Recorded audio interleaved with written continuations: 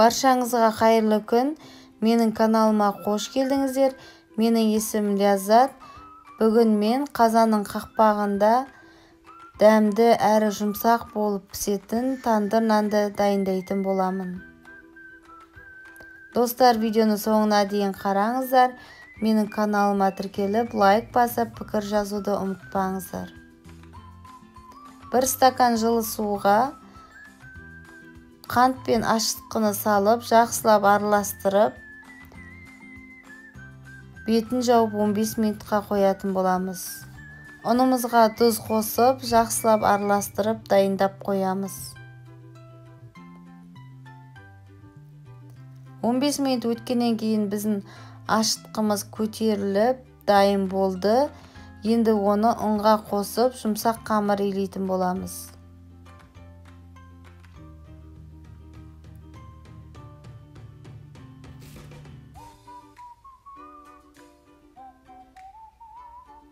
Қамырымыз дайын болып қалғанда, оған сұйық май қосып, тағы да жақсылап иілеп, одан соң бірер сағатқа бетін пеленкамен жауып, жылы жерге қоятын боламыз.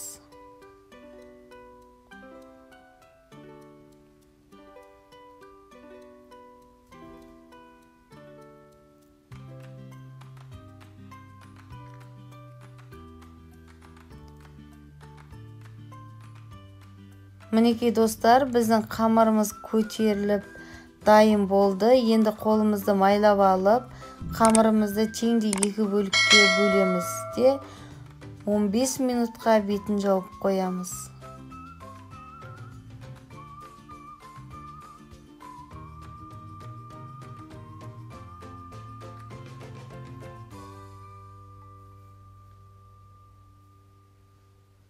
Қазанымызды отқа қоямыз.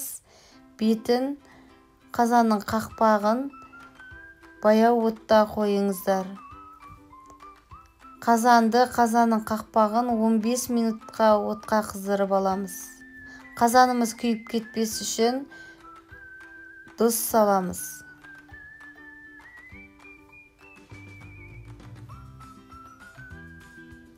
Қамырымызды осылайша ортасынан баса отырып дайындаймыз. Одан соң теріс қаратып, жұмыртқаның ағын жағамыз. Жұмыртқаның ағын қамырымыз қазанның қақпағына жабысу үшін жағамыз. Қазанның қақпағы ыссы болады, абайлаңыздар. Қазанның қақпағындағы қамырымызға жұмыртқаның сарысын жағып, оның бетіне күнжутты себеміз.